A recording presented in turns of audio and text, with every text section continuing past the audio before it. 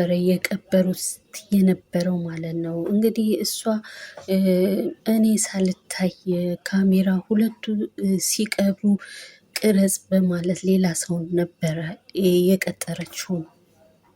ይሄ ነገር ደግሞ ማለት ነው ሀምራ እጅ ደርሷል ማለት ነው። ስለዚህ አሁን ላይ ቴክኖን ልትጎዳ ያሰበችበት መንገድ ዞሮ ያው እራሷን ጥሏታል ማለት ነው። ምክንያቱም ሀምራ ሁለቱ ማለትም ከቴቴ ጋር ሆነው ሲያወሩ ስላየቻቸው ማለት ትልቅ ብር ከፍላ እንግዲህ ሚሞሪውን በእጇ አስገብታለች ማለት ነው። ይሄንን ነገር በእጇ እንዳስገባሽ ለዝናሽ ስትነግራት እንግዲህ ዝናሽ ይሄን ድርጊት ማመን በጣም አቅቷታል ማለት ነው። እንግዲህ ዝናሽ ይህንን ነገር ማመንም ቢያቅታት እንግዲህ ያው ቴዲ አሳልፎ ሚሞሪውን እንደሰጠ ነው የምናየው ማለት ነው። አሁን ላይ ዝናሽ እንግዲህ በሀምራ እጅ ላይ ወድቃለች ማለት ነው። ሀምራ ደግሞ በበኩሏ እንግዲህ ለዝናሽ የምትጠይቃት ነገር ቢኖር ትልቅ ያው ከበድ ያለ ጥያቄ ነበረ ማለት ነው። ለዝናሽ ግራ የሚያስገባ ነገር ነው። ያው የአክሲዮን ማህበር ሁሉንም ነገር ወደ እኔ ማዞር አለብሽ ብላ እየጠየቀቻት ነው ያለችው ማለት ነው። ይህንን ነገር ደግሞ ያልኩሽን ነገር ካላደረግሽ ደግሞ የማሰሚ ነገር ከሆነ ያው የፈጸምሽው ሚስጥርሽን ጋድ አውጣብሻለሁ እያለች እየዛተችባት ነው ያለችው ማለት ነው። እንግዲህ ዝናሽ ማለት ነው አሁን ላይ ማለት ነው ለእሷ ምንም ነገር ያው እንዲህ ብላ ስትነግራት ያው ይሄን ድርጊት እንዳልፈጸመች እሷ እንዳላደረገችው ነበረ እያለቻት የነበረው ነገሩን ምንም እንደማታውቅ ነበረ እያለቻት የነበረው ማለት ነው። ሆኖም ግን ያው ነገሮቹን ያው መጀመሪያ አካባቢ ነገሮችን ባታምና በኋላ ጊዜ ያው አምናለች ማለት ነው። ያው ለድርድርም ራሷን ጋብዛ ነበረ ማለት ነው። ያው የጠየቀቻት ጥያቄ አክሲዮኑን ወደ እኔ ስም ማዞር አለብሽ ብላ ነበረ ያለቻት። እንግዲህ እዚህ ጋር ማለት ነው አክሲዮኑ ወደ እኔ ስታዞሪ ያው ሰዎች አክሲዮን ውስጥ ያሉት ሰዎች ቢጠይቁሽ እኔ ያው ልጁ ስለገደልኩባት ብለሽ ትያቸዋለሽ በማለት ብለሽ ማሳበብ ትችያለሽ ብላታለች ማለት ነው። እንግዲህ ያው ዝናሽ አሁን ላይ ምን እንደምንታስብ አናቅም። ዝናሽ እንግዲህ ሀምራ እጅ ላይ ወድቃለች ማለት ነው። ዝናሽን በበኩሏ እንግዲህ ያው ኒሞሪ አለበት በተባለበት ሰው ላይ ቴዲ ጋር ደጋግማ ብትደውልም ቴዲ እንግዲህ ስልክ ሊያነሳለት አልቻለም ማለት ነው። እንግዲህ ቴዲ ማለት ነው ስልክ ያለ መንሳት የፈለገበት መንገድ ቢኖር ያው እሷ ከዚህ በፊት የጠየቀት ብር ያው ባለመስማማት ያው አስቀይመዋለች ማለት ነው። ስለዚህ ስልክ ስትደውልለት ያው አያነሳም ማለት ነው በአሁን ሳሌ። በዛ ላይ ሀምራ እንግዲህ እሷ ከምትሰጥ ብር እኔ አስበልጬ እሰጥሃለሁ ብለው ስለነበረ ያው ይህንንም በማስበለጥ እሱ ያው ኒሞሪውን አሳልፎ ሰጥቷል ማለት ነው። አሁን ላይ ዝናሽን ጊዜ የምታደርገውን ነገር እንግዲህ ከዚህ በፊት ዝናሽ ሀምራን ምን እንደምታደርጋት ከመጀመሪያው እንደምትጥላት ያው ብዙ ነገሮችን እንደምታደርጋት አሁን በተገላብጦሽ ሆኖ ዝናሽ ሀምራ እጅ ላይ በመውደቅ ሀምራም እንደዚህ አይነት ድርጊቶችን ለማድረግ ያው እየተዘጋጀች ነው ያለችው ማለት ነው። ያው ከዚህ በፊት እንደምናውቀው ማለት ነው ያው ከመጀመሪያ ናሆም ይዟት እንደመጣ ማለት ነው አንቺ ለዚህ ቤት ሰራተኝነት እንጂ ለናሆም ሚስት የምትሆኝ ሰው አይደለሽም፣ እኔም አልወደደሽም እያለቻት ነበረ ማለት ነው ከዚህ በፊት። አሁን ግን ያው ተገላብጦሽ ሆኖ ዝናሽ እንግዲህ በእሷ እጅ ላይ በመውደቅ ያው አስፈሪ ነገር እንደሚፈጠር እና ያው የእሷ እያለቻትን ነገር ካላደረገች ያው ብዙ ነገሮችን እንደምታበላሽባት ነው እዚህ ጋር የምንመለከተው ማለት ነው። ግን ያው ሰውየው በአጋጣሚ ያው ባልታሰበበት መንገድ ነው ራሱን የሞተው ማለት ነው። ግን እዚህ ጋር ማንም ሊረዳ አልቻለም ማለት ነው። ምክንያቱም እንግዲህ ዝናሽ ያደረገችው ነገር ማለት ነው ያው እነሱን ችግር ውስጥ ለመክተት ያው አጋጣሚ ሰውየው እንዳልሞተ አድርጋ ለማድረግ ብላ ነገሮችን በሌላ ሰው ፎቶ በማስነሳት የጠመደችው ያዞረችው ነገር ያው ዞሮ ወደ ራሷ መጥቷል ማለት ነው። ያው ሰውየው ሲቀብረው ነው እንጂ ያው የቀረጹት እንጂ ያው የመጀመሪያ እንደውም እንዲሞት ምክንያት የሆነችው እሷ ነች ማለት ነው። እሱ ያው የምትነግረው ነገር አብራ በመሆን የምትናገረውን ነገር በመስማት ያው ሰውየው የደምንት ያው ዳግም የእሷ ልጅ በመሆኑ ስለሰማ ነው ያው ሰውየውም ይሄ ነገር የተፈጠረው። እንደውም ምክንያት የምትሆነው ዝናሽ ነበረች ማለት ነው። ያው ዝናሽ ያዘጋጀችው ለያኩን ወጥመድ ነበረ ማለት ነው። ያው ያዘጋጀችው ወጥመድ ዙሮ ለራሷ ሆኗል ማለት ነው። እንግዲህ አሁን ላይ ዝናሽ ይሄንን ድርጊት ካላደረገች ማለት ነው ናሆምን እንዲሰማና አለበለዚያ ደግሞ ያው ያደረገችውን ነገር ሁሉም ሰው እንዲሰማላት እንደምታረግ ነው እየነገረቻት ያለችው ማለት ነው።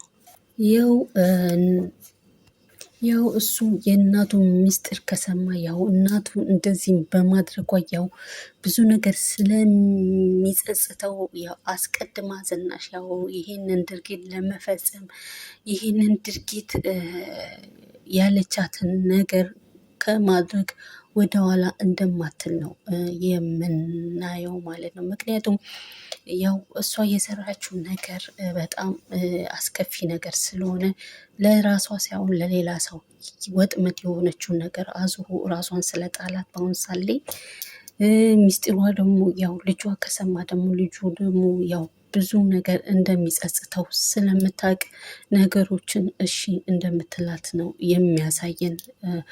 ሆኖም ግን ያው ዝናሽ እሷ እጅ ላይ ወድቃለች ማለት ነው።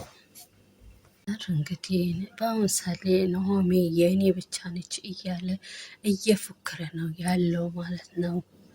ምክንያቱም እንግዲህ እሱ እያሰበ ያለው አሁን ድረስ ማለት ነው የኑሃሜ ፍቅረኛ ወይም ባሏ አድርጎ እያሰበ ነው ያለው ማለት ነው። እንግዲህ ከእግር ስር ስር ሲል ማለት ነው ሲያይ ማለት ነው እንግዲህ ራሱን መቆጣጠር ነው ያቃተው ማለት ነው። እንግዲህ በአሁን ሳሌ እያሰበ ያለው ማለት ነው እሱንም ለመጉዳት እሷንም ደግሞ ያልሆነ ነገር ውስጥ ለመክተት እያሰበ ነው ያለው ማለት ነው። እንግዲህ እሱ ማለት ነው ቤታቸው ድረስ ማለት ነው ሄዶ የሚወራው ነገር ትክክለኛን ወሬ ነው እንዴ በማለት እየጠየቃቸው ነው የነበረው ማለት ነው። ያው ወሬው ማለት ነው ኑሃሜ ከከተማ ወንድ ይዛ መታለች የሚል ወሬ ነበረ ማለት ነው። እንዲህ ፊት ለፊት እየተጋፈጣቸው እየጠየቃቸው ነው ያለው ማለት ነው። ኑሃሜ በአሁን ሳሌ ምንም የምታውቀው ነገር የለም ማለት ነው። በእርግጥ እሷ እሱን ትወደዋለች ማለት ነው፣ ታፈቅረዋለች። ሌላ ነገር ግን ያው የምታውቀው ነገር ምንም ነገር የለም ማለት ነው። ያው ነገሮቹ እሱ እንዳሰባቸው ነገሮች አይደለም ማለት ያው ኑሃሜ ናሆምን ብታፈቅረው እንጂ እሱ ባልና ሚስት ቤተሰብ እንዳለው ባለትዳር እንደሆነ ልጆች እንዳሉት ነው እያየን ያለው ማለት ነው። በሌላ በኩል ያኔ ወንድ አጥር ምንም ነገር የሚያውቀው ነገር የለም ማለት ነው። ናሆም ልጅ ቤተሰብ እንዳለና ባለትዳር እንደሆነ ምንም የሚያውቀው ነገር የለም። እንግዲህ እሷን ወደ ራሱን ለማምጣት ነው እየጣረ ያለው ማለት ነው። እንግዲህ ወንድ አጥር ሌላ ነገር እያሰበ ነው ያለው ማለት ነው። ምክንያቱም እሷን ማለት ነው በጥልፊያ መንገድ ወስዶ እሱ እንዳልጠለፋትና ሌላ ሰው እንደጠለፈ አድርጎ ነገሮችን ለማመቻቸት እያሰበ ነው ያለው ማለት ነው።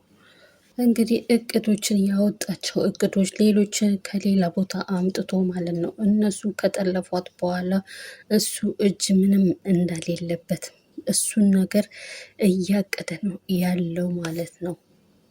ያው ከጠለፋት በኋላ ማለት ነው ጫካ ውስጥ ማለት ነው ማንም ባሌለበት ቦታ ቤት ሁሉ እያዘጋጀ ነው ያለው ማለት ነው። ምክንያቱም እሷን ከጠለፈ በኋላ እዛ ከወሰዳት ማንም አያውቅብኝም በማለት ነገሮችን እያሰበ ነው ያለው ማለት ነው። ምክንያቱም ጥልፊያውን ደግሞ የሚያደርገው በሌላ እጅ አዙር ነው ማለት ነው። እጁ እንዳሌለበት ለማድረግ ማለት ነው ነገሮችን እያመቻቸ ነው ያለው ማለት ነው። ሌላው የምንመለከተው ደግሞ የኑሃሚ ሀያት እንግዲህ ተደፍሬያለሁ እያሉ ነው ያሉት ማለት ነው። እንግዲህ ሀያትየው ወንድ አጥር ምን እንዳሰበ ምን እንዲያደርግ ቅድ እንዳደረገ ምንም ነገር የሚያውቁት ነገር የለም። ግን ልጄን ለአንተ አልሰጥም ለአንተ ከምሰጥ እያሉ እየፎከሩ ነው። ተደፍሬያለሁ እያሉ በጣም እየዛቱ ነው ያሉት ማለት ነው። ልጄንማ ለአንተ አልሰጥም። እንግዲህ የኑሃሚ ሀያት ማለት ነው ኑሃሚ የኔ ብቻ የኔ ነች ምናምን በማለት ይዞ የመጣውን እቅድ አስቀድሞ ስላወቁ ማለት ነው። ስለዚህ ልጄን ለአንተ አልሰጥም እያሉ እየዛቱ ነው ያሉት ማለት ነው። እንግዲህ የኑሃሚ ሀያት እንግዲህ ወንድ አጥር ይዞት የመጣው ነገር ማለት ነው በወሬ በሰው ወሬ ተመርቶ እንደመጣ ስላወቁ በጣም ግራ ነው የገባቸው ማለት ነው። እሳቸው እንግዲህ እሱም ያው ዝቶባቸው ነው የሄደው ማለት ነው። እሳቸው ደግሞ ወይኔ የተደፈርኩኝ በማለት በቁጭት እየተናገሩ ነው ያሉት ማለት ነው። እንግዲህ ለኑሃሚ ሀያቷን ማለት ነው ሀያቷ እንግዲህ እየነገሯት ነው ያሏት ማለት ነው። ምክንያቱም ናሆምን እንዳፈቀረችው ሀያቷ አስቀድሞ አውቀዋል ማለት ነው። ስለዚህ ያየሽውን ሁሉ መልካም መልካም ጥሩ ጥሩ የሆነ ነገር እንዳለ አይወደድም። ዓይንሽን ግለጪና ዓይንሽን አዙረሽ ወደ ሌላ እያሉ ነው እየነገሯት ያሉት። ምክንያቱም እሱ ባለትዳርና ህይወት የራሱ ህይወት ያለው ሰው ነው። ስለዚህ ዓይንሽን መግለጥ አለብሽ እያሏት እየነገሯት ነው የሚገኙት ማለት ነው። ኑሃሚ እንግዲህ በበኩሏ ማለት ነው ያው እንደምትወደውና እንደምታፈቅረው ከሱ ደግሞ እንደማትለይ እየነገረቻቸው ነው ያለችው ማለት ነው። ምክንያቱም እኔ አልችልም፣ እንደዚህ ላያደርግ አልችልም። እሱ የእሱ ትዳር ምክንያቱም የማይሆን ትዳር ነው። ምክንያቱም እሷ የቀረበችው ለጥቅም ፍለጋ ነው የቀረበችው እንጂ ትዳሩ የሚዘልቅ አይደለም። ስለዚህ እኔ ከሱ እማልለይ ሰው ነኝ እያለች ነው እየተናገረችው ያለችው ማለት ነው። እንግዲህ የኑሃሚ አያት እንግዲህ እንደዚህ ብለዋታል ማለት ነው። እንዴት ምን አይነት ድፍረት ቢኖርሽ ነው እኔ ጋር እንደዚህ ቁጭ ብለሽ ዓይንሽን አፍጥተሽ እንደዚህ አይነት ወሬ የምትናገሪው በማለት ሊመክሯትም አስበው ነበረ ማለት ነው። ግን እሷ ደግሞ ያው ከሱ እንደማትለይ በጣም እንደምታፈቅረው ነው እያወራች ያለችው በአሁን ሳሌ ማለት ነው። እንግዲህ በእርግጥ ያው ሀምራ ጥሩ ሰው እንዳልሆነች መጥፎ ሰው እንደሆነች ስለምታውቅ ነው ኑሃሚ ይሄን ነገር አጥብቃ የባስ እንድትወደው ያደረጋት ማለት ነው። ከሱም ያለመለየት የፈለገችው መንገድም ቢኖር ይሄኛው ነው ማለት ነው። ምክንያቱም ትዳሩ ያው የሰመረ ጥሩ ያልሆነ ትዳር እንደሆነ ስለምታውቅ ነው ማለት ነው።